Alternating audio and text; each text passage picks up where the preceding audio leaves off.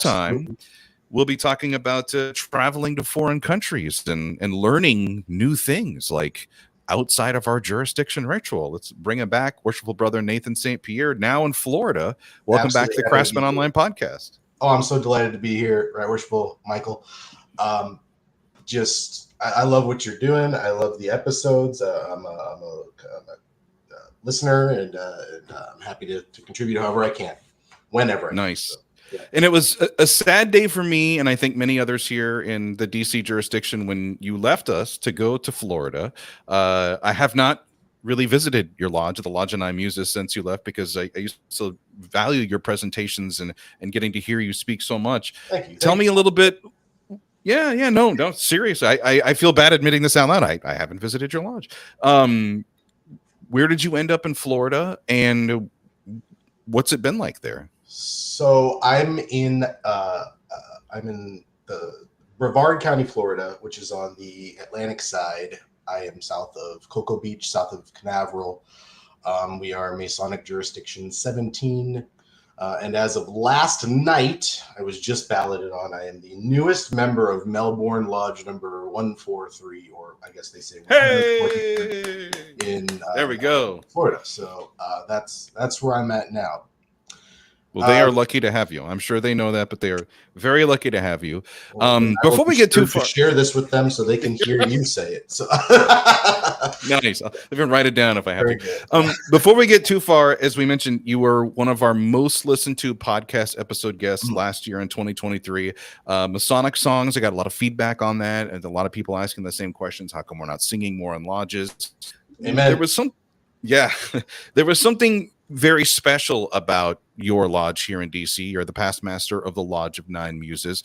Tell us a little bit about what makes that a unique stop here in the nation's capital. Absolutely. So the story of our lodge begins actually in the city of Leeds in Yorkshire, England, right? So with Brother Walter Leslie Wilmshurst. Now your listeners may know the name Wilmshurst because many lodge libraries contain copies of his masterwork, The Meaning of Masonry. As a brief aside, before we get too into the woods, I want to plead with all contemporary Freemasons to please read the books in your lodge libraries. And if your lodge doesn't have a library, start one. The first book that you should purchase should be Exploring Early Grand Lodge Masonry, edited by fellow of the Philalethes Society, Christopher Murphy. The second book that you should purchase, if you don't have one, is The Meaning of Masonry by Walter Leslie Wilmshurst. So we're talking about number one stuff, right? So Wilmshurst is especially important in the creation of our lodge because he wrote a book called The Book of the Perfect Lodge, where he sets up what does an ideal lodge look like.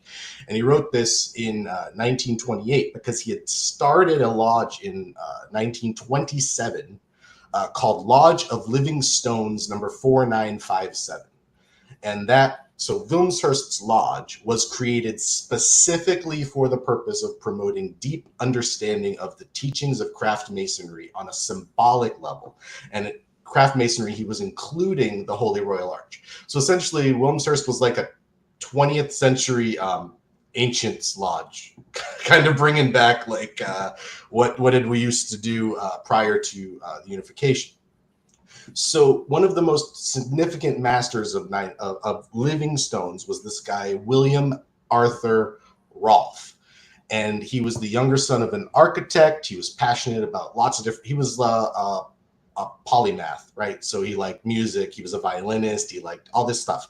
He had a beloved daughter named Christine Rolfe McNulty because she married William Kirk McNulty, a man of deep spiritual and metaphysical interests, and he mirrored a lot of Rolfe's own ideas. Kirk was master of Lodge of Living Stones in Leeds in 1979, 1980, and 1991. So thrice master. He was also a past provincial junior grand warden. He was very much active in Leeds. He ends up in this area and started a Masonic club with some past masters from Alexandria Lodge, and was the charter master for Lodge of the Nine Muses, number 1776 in Washington, D.C. That happened in 1997.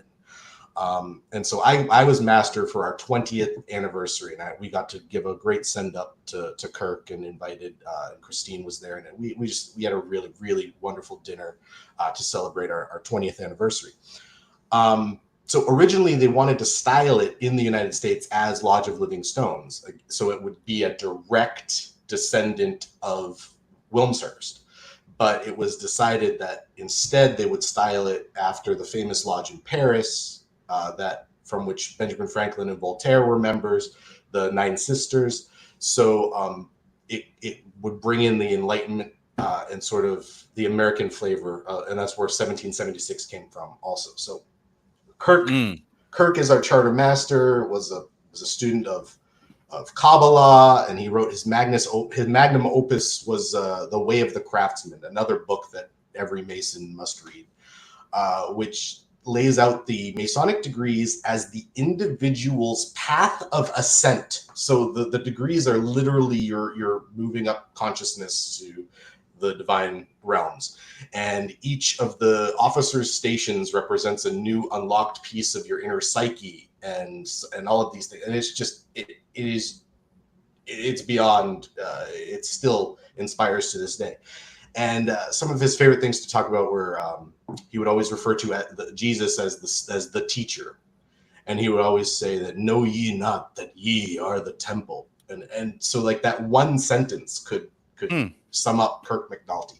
So anyway, we got Kirk and we got Nine Muses. We have 9 landmarks because we're 9 muses, and so the 9 landmarks are what make us unique. Sorry for my long story, Right Worshipful, but Lodge of the Nine Muses is a contemporary mystery school for Masons seeking enlightenment. Within its sheltered environment, the brethren achieve their personal growth through fraternal interaction and the best Masonic traditions of ritual, discussion, and contemplation.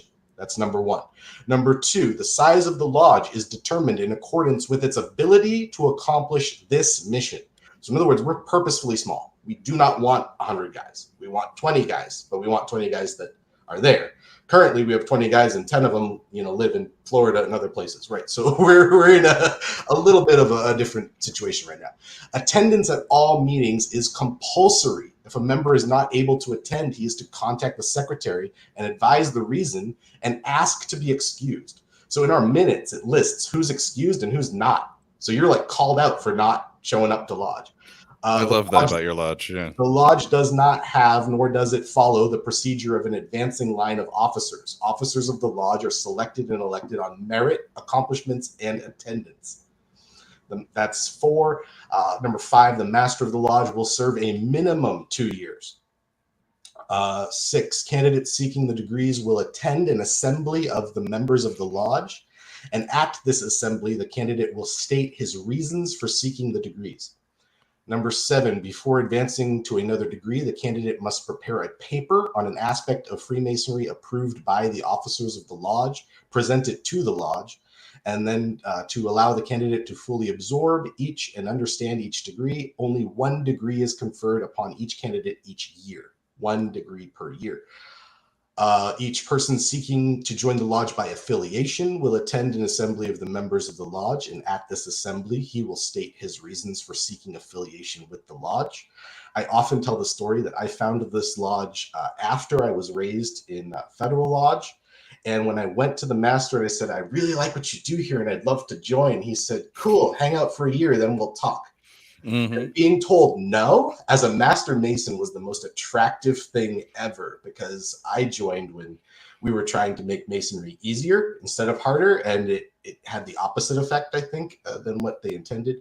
All right, and our final landmark here is each person seeking to join the lodge by affiliation must prepare an original paper on a topic approved by the officers of the lodge and then present it to the lodge. So in other words, we're not going to let you in unless you're going to be contributing to the common stock of knowledge and understanding. We want no useless members of the fraternity here.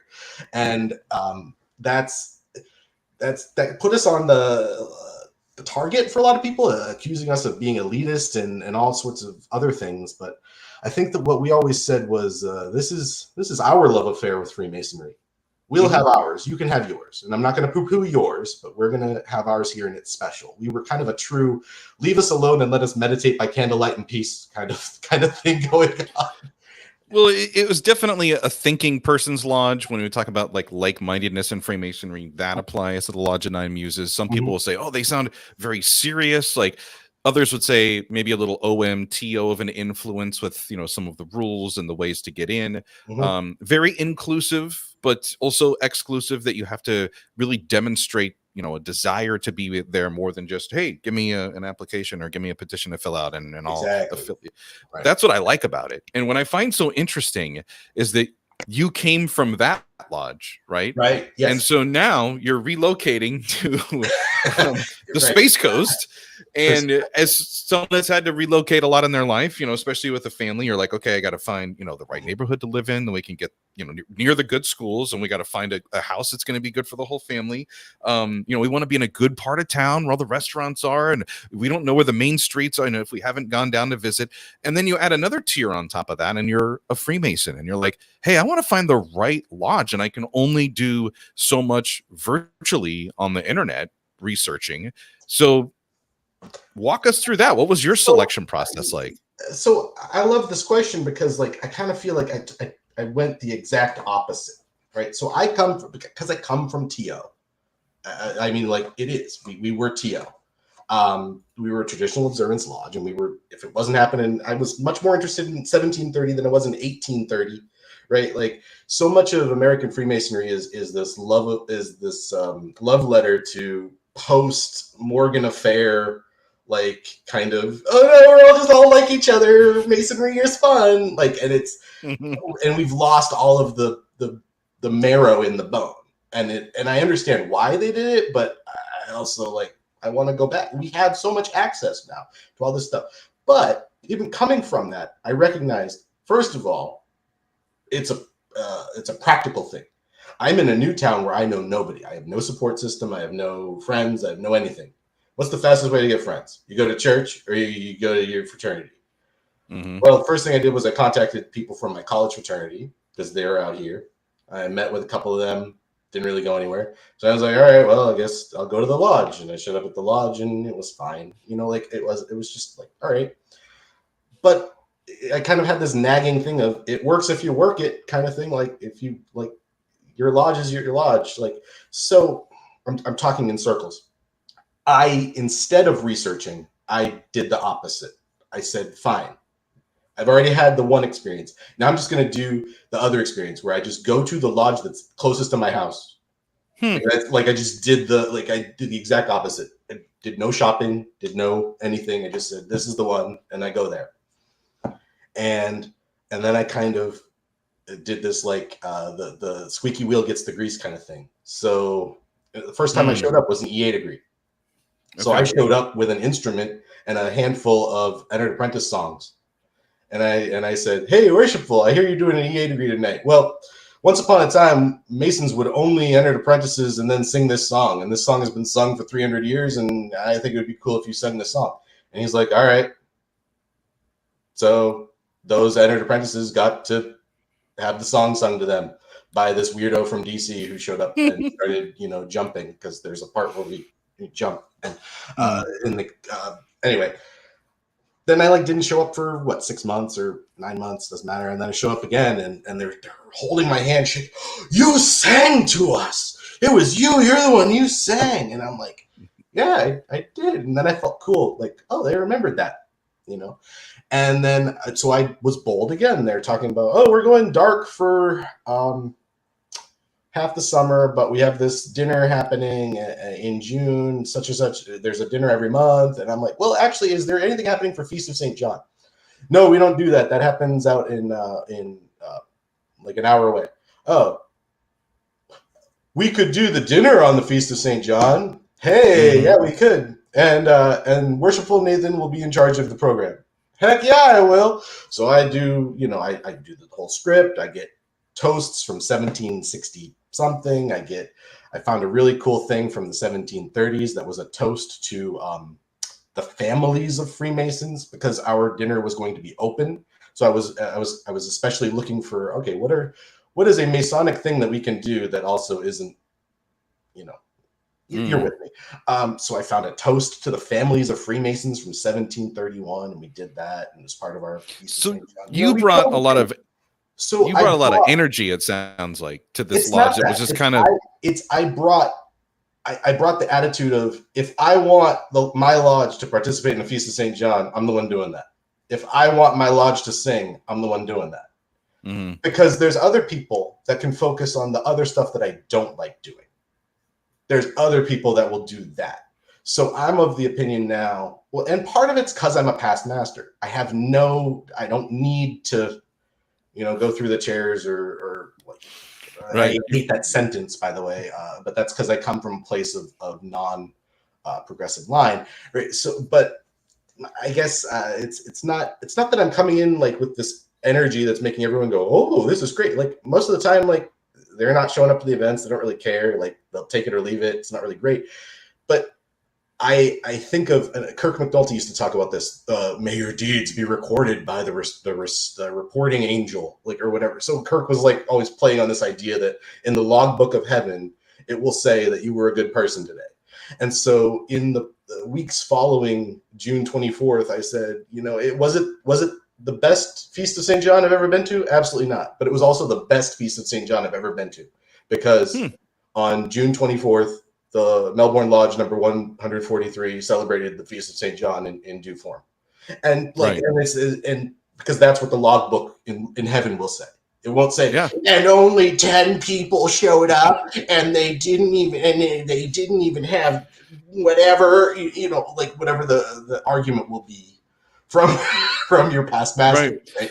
Well, that's what I dig about you, is because I brought the same energy to the lodge that I eventually joined here in DC, which was this, hey, you know what? I've always wanted to do this as well, and we're all here together, and we seem to be getting along pretty well. Like, what if we just tried this? And if it fails, hey, it fails. But if it doesn't, then hey, even if it fails, if we had fun and it was cool, like this is awesome. And now we're doing like all kinds of great things. So I'd love to hear that you've kind of found your home in Florida. But as someone who's also relocated across jurisdictions, there's that one thing that's a little weird, because it is like, hey, we all speak the same version of English. However, you guys got an accent that we don't have here in DC, just like DC doesn't have the same accent that we have in New York. And when I talk about that, it's that there is a massive difference in our ritual across the lines. And that's kind of the reason why we have you on the podcast tonight, is because you and I are both sharing the same experience, which is we're trying to learn the ritual book or the code or the standard work or whatever your jurisdiction calls it, as brothers who have relocated there and now are affiliating. So what was it like your first time sitting in a Florida lodge and they were going through the opening and you're like, whoa, what just happened? So I had immediate empathy for worshipful Brother Sean Iyer for when he came from California to DC. And, and he would always be like, why is it this way? And then we'd be like, oh, well, it's this way because, whatever. But where I'm going with that is I found myself asking almost identical questions to questions that he had asked me, 10 years ago.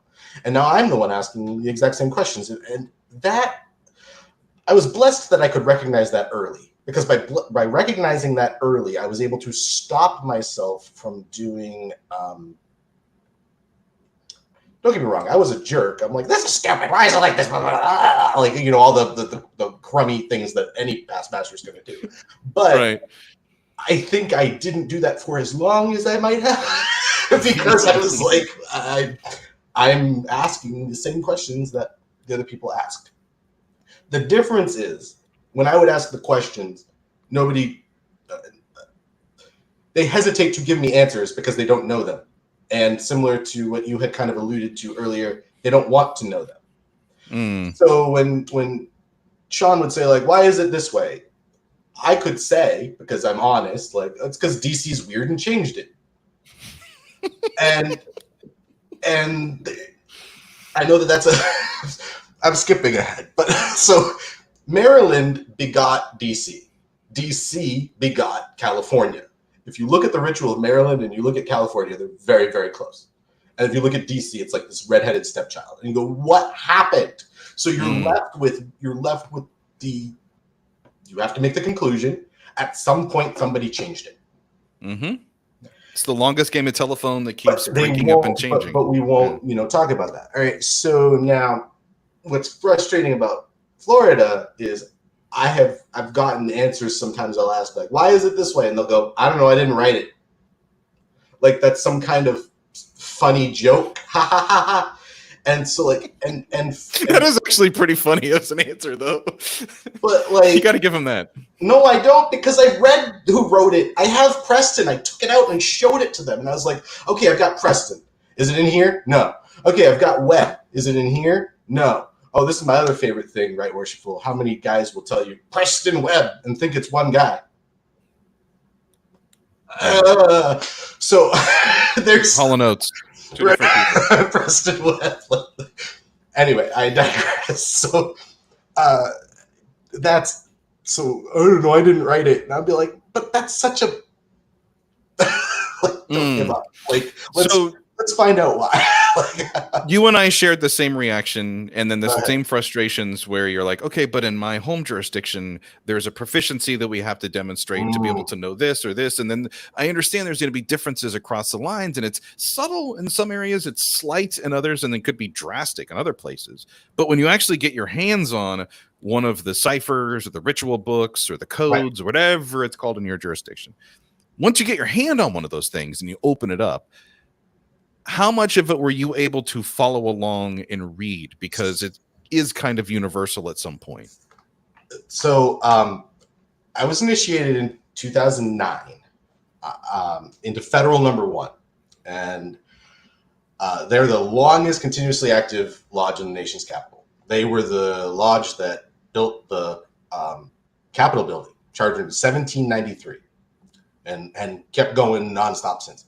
That was my mother lodge. At that time, there were no proficiency requirements, none. My understanding was that the fraternity had only recently stopped conducting the one-day classes, which I know you did an earlier episode on the one-day classes that was quite popular. So I know your listeners are already aware of that. The brethren at that time in DC were still convinced that the only way to increase membership was to make every aspect of Freemasonry easier and less rigorous. And my honest reaction to my EA degree was that of disappointment. I legitimately thought that my college initiation was more meaningful. But I thought Freemasonry is the oldest continuously active initiatic society. I'm missing something here. It's me. Like, a lot of brothers wouldn't go there. They'd be like, Masonry's stupid, I'm not going back. My reaction was like, if I'm missing something, then I'm missing something. So I thought, okay, I'll memorize something. However, no one would give me a catechism because nobody knew where they were. They didn't use them anymore. They kept pointing to this past master who's like, oh, we think that he has them. Then finally, after months and months, like it was all the runaround, they said, you know what, fine, forget it. We're not going to give you a catechism. We're going to give you the full EA lecture. Like the whole thing. You asked for it, you got it. And so they gave me the full EA lecture, and I learned it as an EA because I didn't know any better. Because I was like, oh, the guys gave me this, I learned it. Cool. And I didn't understand why my whole class wasn't given any memory requirements. It actually made me very, very bitter to get that we all got past a fellow craft, and they just waited a month, and I'm whatever. So. But again, ask and ye shall receive, right? So I'm the one who asked, right? We talk about divine providence in the EA degree. Well, I feel like I was born to be in this fraternity in my heart. And if you think that statement is hyperbolic, then I contend that this might not be the right fraternity for you. I want to return to the question more broadly, though, because the DC cipher is more user-friendly than some because it is a multi-letter cipher. Florida is a single-letter cipher. I don't know what New York is. I know Virginia doesn't even have a cipher. It's mouth to ear. New York is multi-letter. I've seen a Florida ritual book. Not to get too far into the weeds, but a lodge out as a member of in New York, it's very rare that we had Florida Masons come up in New York. Usually it was the other way around. That's right. But it was an older gentleman that came and moved to New York and brought along his EA cipher book from Florida and handed it to me. And I was like, wow, one letter. This is a test here. Let me try to get it. And he couldn't really help me talk through it because he didn't really know it himself. So I'm like, okay, well, we're just going to work on New York ritual. Extremely common. But one thing that we have that is fantastic, that I love, is they have a concept called open books, which is on the first Wednesday of every month. You go to the lodge that's centrally located in the district, and the directors of instruction or assistant grand lecturers or whatever name you give to them, they open up the safe and take out the actual book, and you can see the plain letter, like the actual work. In a controlled environment, like with a safe, and there's 2 keys, and there's a whole process to it.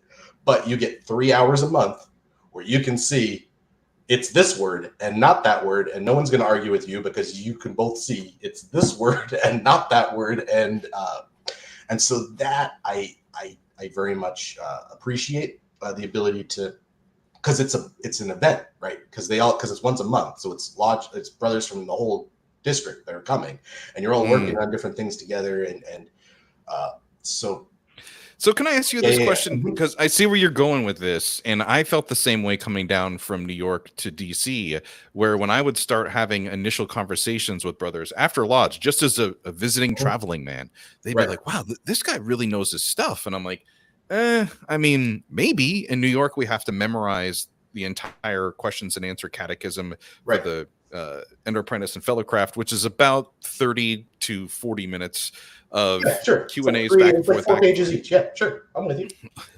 And I found that the conversation, when I was just having conversations about the working tools or some of the parts of the degrees, brothers that I was talking, they were just like, wow, how do you know all this stuff? And I'm like, because I had to learn this. Like, didn't you have to learn this too? And they're like, well, no, we just had to be able to read the pages. It's like, oh, well, there's a big difference. Did you find that when you got down to Florida that there was this kind of gap? No, when I say like I was born to be in this fraternity, like I believe it, but also like I feel like my facility with a cipher book is I could only describe it as God-given. I'm like a fish in water. Like I just go, and then even when I was in EA and I was doing the lecture, I'm like going through things. I'm seeing HT and I'm going or HW and I'm going hoodwink, and then my mentor is like, why do you know that word? You've heard that word once, right? But I'm like, that was an odd word. It jumped out, so I'm gonna it's right. So I just I had a facility with it, and my frustrations with the Florida work have to do with words that are changed, and then nobody, like, as a mnemonist, if it's different, that's not a problem because I have tools that I can memorize it when it's different. If you can't tell me why it's different, that is so hard. Because that's what I need. And so when I get stonewalled all the time, and I realize this is why I got over it really fast, because my brothers are awesome. My lodge brothers are great. They don't know. They're literally looking at me like, you know more about this than we do. So if we don't have the answer for you, it's not it's not going to help. Right. Because we're not being coy. We're not being glib. We're like, we don't know. So if you're going to harp on that, then you're right. So, so my facility with this is, or my frustrations have to do with. So I'll give you a mundane example, but the type of maddening thing is we talk about the trees in DC, the trees in Lebanon, and in Florida, that same cipher is the timbers. And so like this trifling distinction caused them their lives, right? And so it's like so when I have these small little details that are maddening, I'm like, okay, if you can tell me why, it's easier. It's easier, right? And so well, for example, like here in DC, we say travel in foreign countries. In New York, we say travel to foreign countries. And I'm like, one little word, that means a whole different world to me. Like being able to travel to foreign countries is the exploring, it's the traveling man part. Traveling in them is like, well, they're already kind of established, already kind of known. We're I guess, visiting other safe spaces, like, but nobody can explain why. And this is why we're brothers, because I'm in the same boat with you. I'm like, what does this mean? That's fine. But I'm the, how do I want to go? Okay. My case study is useful because I want to ask you this question, and I don't think there's an answer. What happens when you initiate someone smarter than you? And we lost this, right? So go ahead, right, Worshipful. Let's see if you have a good answer.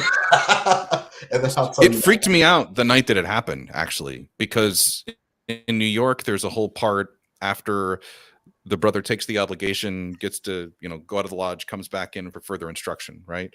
Not giving away any secrets. That's in Duncan's ritual. They talk about it, whatever. Not you're going to get a series of lectures that came years afterwards, more modern dose of Freemasonry versus what you just went through. And there's a certain part in New York, we actually say, pay strict attention to the questions that are asked, because you'll be required to know the answers and able to display proficiency to be passed to the next degree. This brother, when we actually do the catechism as part during his initiation, he's giving it back. My job was to do the questions that night, and I'm watching him mouth things, and I went up to him and I'm like, Johnny, what were you doing when we were doing the Q&A? It was just 30 minutes. And he's like, well, they said to pay attention to the answers. I was trying to memorize them. I'm like, how much of that did you get in your head? I was a fellow craft correcting officers of the lodge on how to open. That's another reason why Federal Lodge hated me and never elected me to anything. And it's fine, but because I asked the question, and I love that you had an answer. I love that you had because William Preston, my guy, he threw his famous gala of Freemasonry in 1772. He invites, all the gobbledygooks. He has the dinner. He has all the stuff. I have the PDF of this because, why would you be in 2024 and not have all the stuff? I have all the stuff. And so attending that were two members of Lodge of Antiquity, which is one of the big four at Goose and Gridiron that starts the Grand Lodge of England. So in 1772, you got two guys from this lodge, and they go, our lodge kind of sucks lately, and this guy's really good. So they go back and they elect him to membership in absentia. He's not even there. They make him a member of the lodge. The first time he attends the meeting, they install him as master. He serves 3.5 years. Okay, I get goosebumps talking about this because I go, this is an example where they said, no, the guy who knows more, we're going to let him be in charge. Contemporary Freemasonry would not do that. This would never happen today. Maybe at Lodge of Nine Muses, because you guys are different. Well, yeah, but sure, but that's we had to build that into it, right? Because this would never happen today. He would have to suffer through the chairs of a uselessly progressive line until any and all desire to share any knowledge that he had was either snuffed out of him, or he was ultimately told, if you want that esoteric stuff, you got to go join the Scottish Rite. And I'm disgusted by how often we sell Pike over Preston. And more heartbreaking is that we seem to have lost the ability to grow our own scholars, to grow our own Masons. Because let's be honest, you're not done when you buy your first ring. Way too many brothers treat degrees like they're Pokemon and just try to catch them all. And and you're missing the entire point, in my opinion. Yeah. Well, I mean, you and I could both relate to this analogy too, because it's like, just because you got married doesn't mean you're done. Marriage is a lifelong. So that's a lot to me, like what Freemasonry about, especially when you make the point about the ring. It's like, well, there's a reason why you wear that on your finger. It's a symbol. It's not like an award. So, and to some guys it means a lot, and to others it's like, well, I don't need one, and then we can get into that whole discussion. I'll make it even more practical than that, right? So there's a time not long ago, you don't have to go very far back, when any member of any Masonic lodge would not have to go far in his own home to be confronted with things such as a level, a plumb line, a square, a chisel of some kind, a pencil, certainly. I mean, that's in the English work. These tools are just in your home. And I got excited once. Juan Sepulveda, the Masonic Roundtable guy. I know who you're talking about. I can never say his last name. He gave a presentation on applied masonry, and I got really excited because I thought he was going to actually like talk about something, and then he ultimately didn't, because that's what those guys do. And then I was like, what even happened? I thought he was going to go there, because like that's the purpose of the ring to me, is because you're not confronted constantly with these emblems that make you think about yourself and the work that you still have to do. Let's put it literally on your finger, so you can look at the tool and say, oh yeah. And that's a physical like, reminder. And it's supposed to be a physical reminder, but instead it's a, hey, are there any brothers here? Look at my ring, isn't it cool? Like, don't you want to introduce yourself to me and talk about, nothing, because you didn't actually learn anything in masonry? No, I'm sorry. I'm being no, before we had this conversation, we had another one, and you're like, you better just hit record and let's start this thing, because I don't want to give it all away. I do want to get into this part of it, because no, that's fine. I'm interested to see where it goes. We were talking about the challenges that come with learning ritual in other jurisdictions, whether it's, hey, I'm going to be elected to an office or chair and I want to like learn my part, or hey, they asked me to be a part of a degree and now I've really got to learn this, or you're just committed to it, right? And I told you, like, hey, me and ritual, that's just not something that's ever really been a big thing for my Masonic career. It's like, I look at it as a necessity, a thing I have to do. I'd rather learn ritual. I can understand it, I can speak it, I can quote it, but I don't like learning it just for the fact of like, hey, you've got to memorize this and be able to do it at a proficient. Like, never really agreed with that.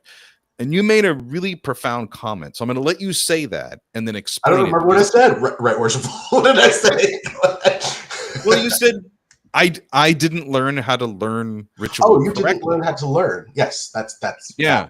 And I'd love to hear you expand on that, because everything you've said to me has just been like fireworks exploding in my head. But that is like a dig from my wife that just stays with me all day. And I'm like trying to figure out, like, what does he mean by that?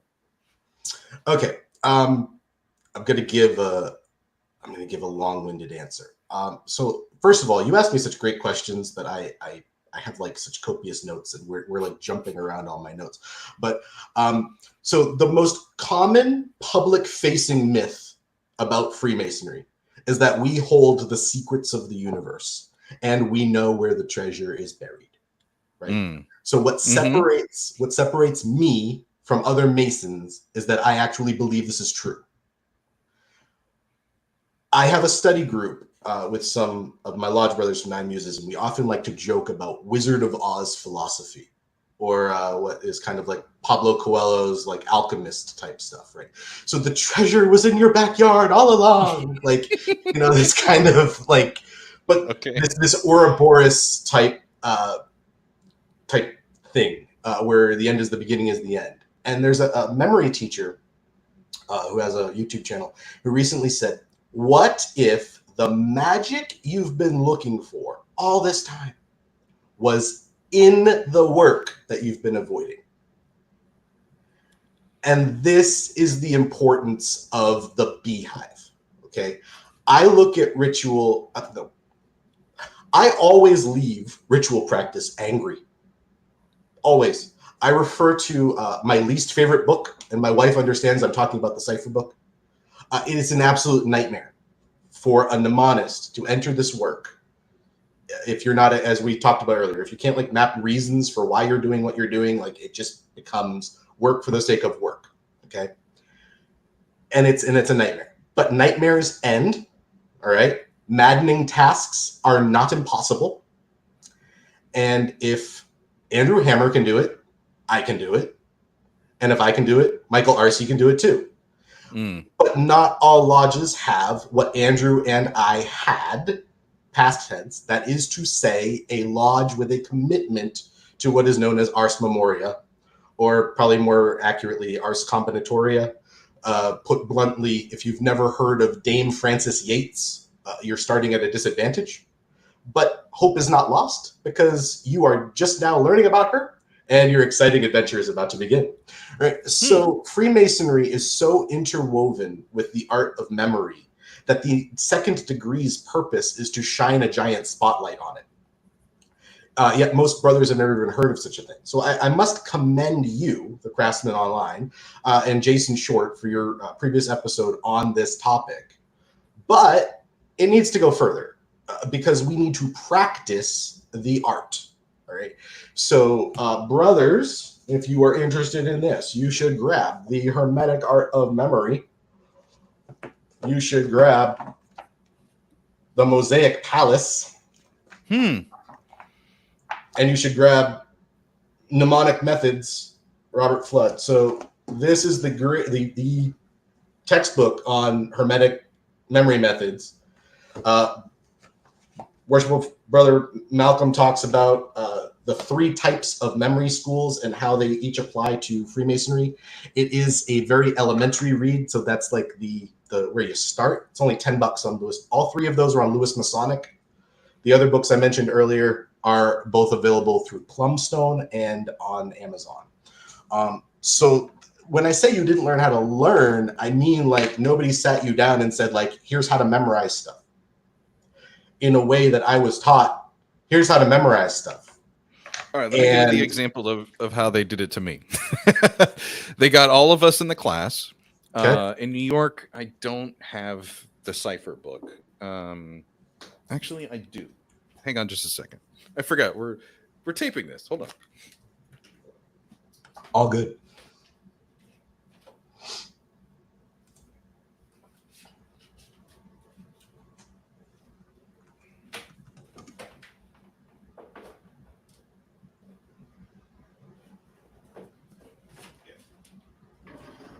Okay. So, yeah, this is our, I'm just going to cover up my cell phone number. This is our fellow craft cipher, which is 12 pages long. This is our new abridged version of our standard work and lecture in New York. Okay. But imagine the fellow craft is this light green color. The EAs is a light blue one. Yes. You get given this after you get your, after you become a brother and you're partnered over with your lodge education or your mentor or officer. And you set a weekly, as for me, we set a weekly night and time, which was Monday night at 7:00 at this brother's law office. There were 12 of other brothers in this class. We would all meet there.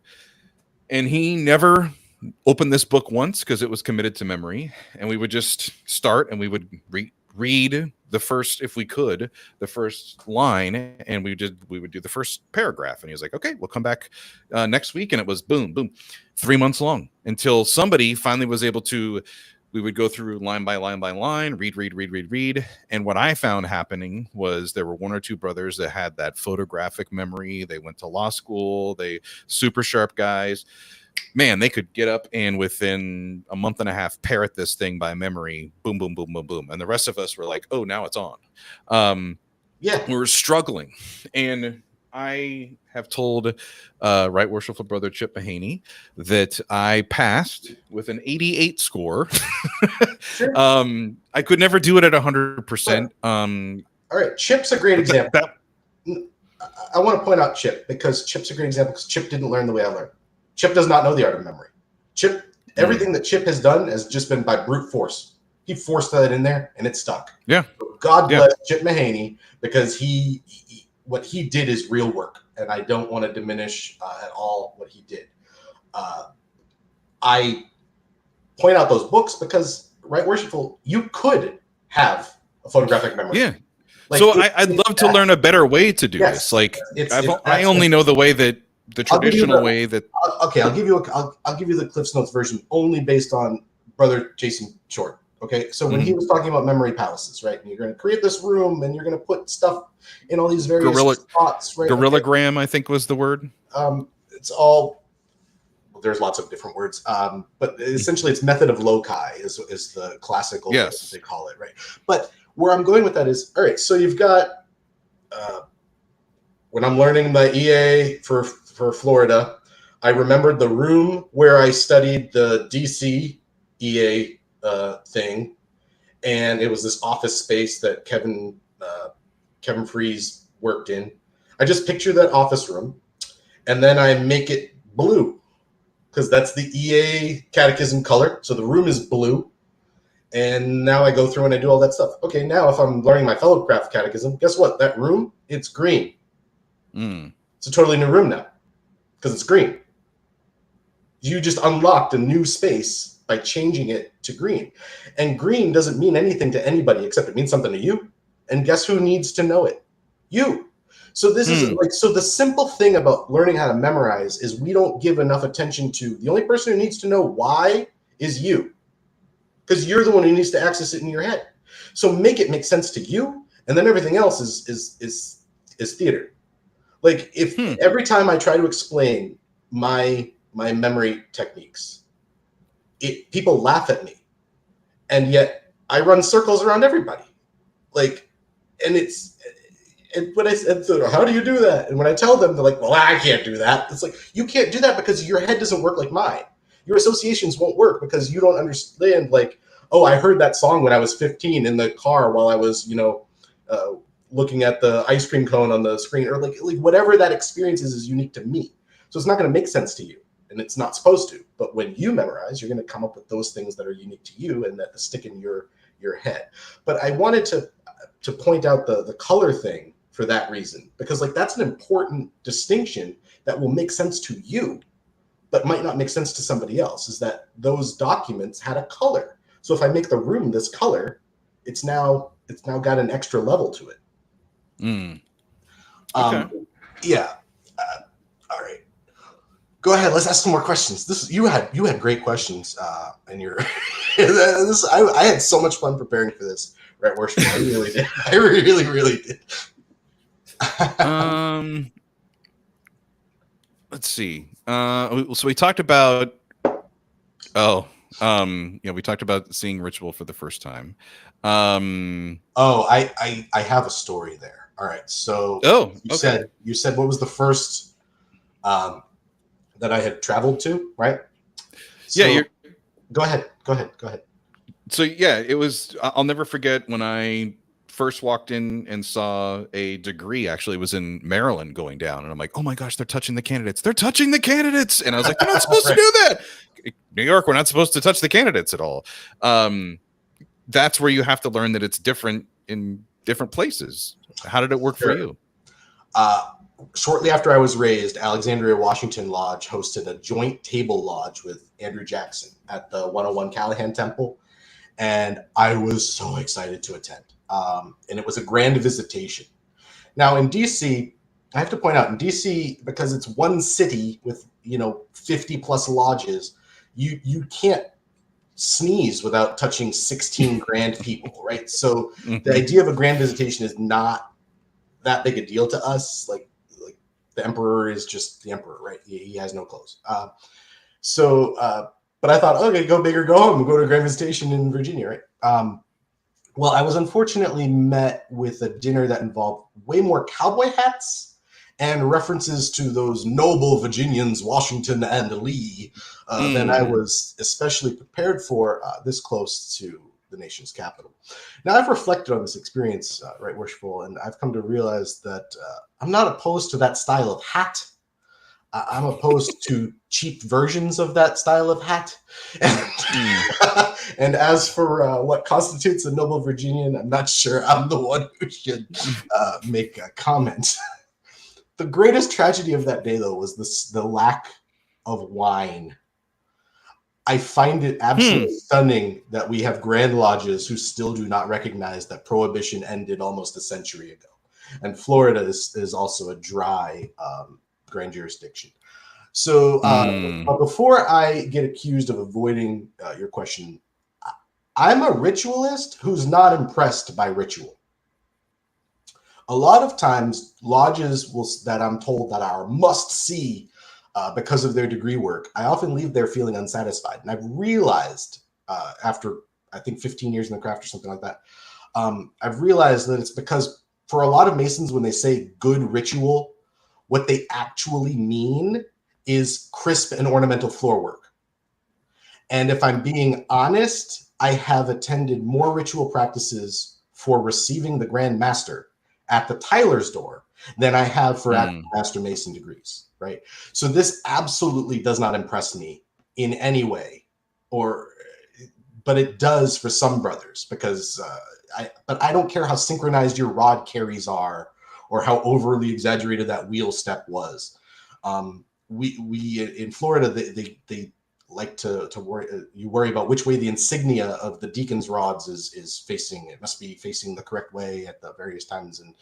And when we focus on things like this, ritual competitions where points are awarded for things like, oh geez, right?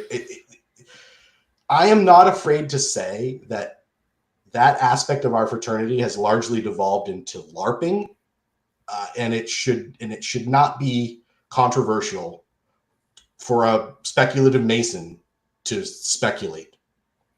So like you should be able to say like why, and then have a discussion about that, and not, well, I didn't write it, and this is the way you carry your rod, and this is like if we're gonna have a discussion about the meditative aspect of like paying attention to where your feet are and making it an actual spiritual practice. Like Sean Iyer used to talk about this, like why when you're walking on the right angles and that sort of thing, if you imagine each step as like being mirrored by Michael in the celestial temple above, as they did in the old rituals, then all of a sudden like your steps become meaningful, they become mindful, they become spiritual, and now you're in ritual. Yeah. But like the fact that you didn't take 3 small steps backwards, you took 3 regular steps, that's a violation. You're not a ritualist. You're something else, and you're valuable. You're absolutely valuable to the lodge and important. But if that is your idea of ritual, then you're missing something very important. Like I think these guys couldn't have survived in 17 whatever when you're drawing the lodge on the floor in chalk.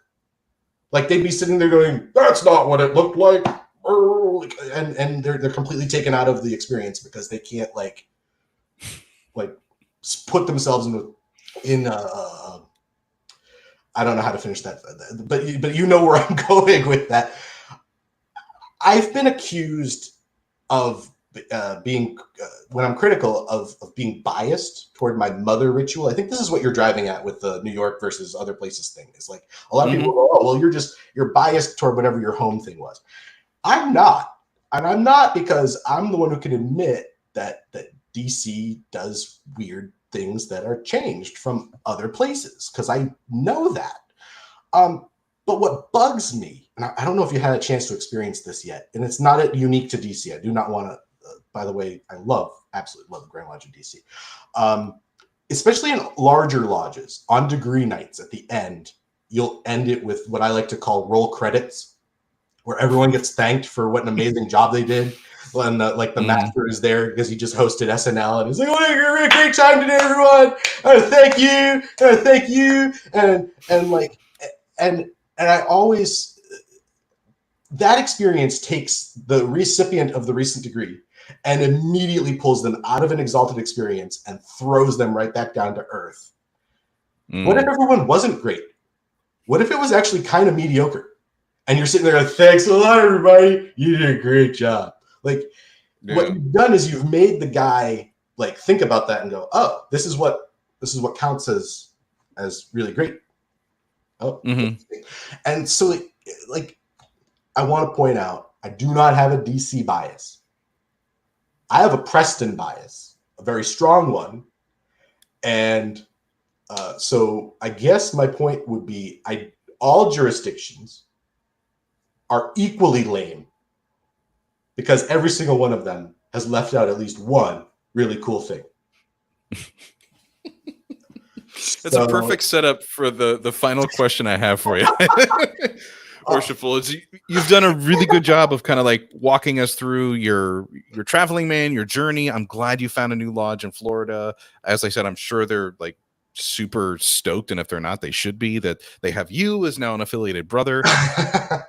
For other men that may find themselves like making that really, and I thought about it, like before we moved to DC from Albany, I really thought like, do I want to leave my lodge? Because I really like it here. Like this job opportunity in DC is great, but like, but eventually had to make that decision.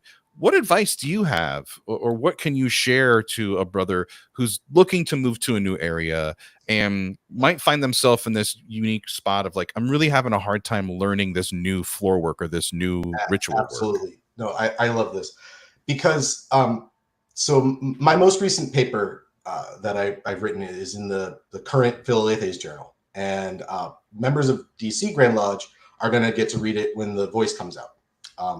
But I wrote a paper about a song from the 1730s called the Fellow Crafts Song, or New Fairies. And in this article, I describe how Edward Oakley, who was an architect from Carmarthen, Wales, ended up in London, literally singing songs with this brother, Benjamin Cole, who was an instrument maker and a printer, so he owned a print shop.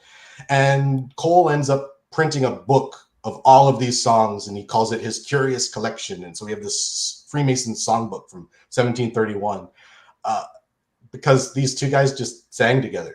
Like, I tell the story because it is the story of our fraternity in its entirety. A brother moves from one place, meets another brother from a different place, and the trajectory of the world is altered. So your recent episode you did on Lafayette comes to mind as a terrific example of this. So I want to riff a little bit on something we talked about maybe in my last interview on this podcast.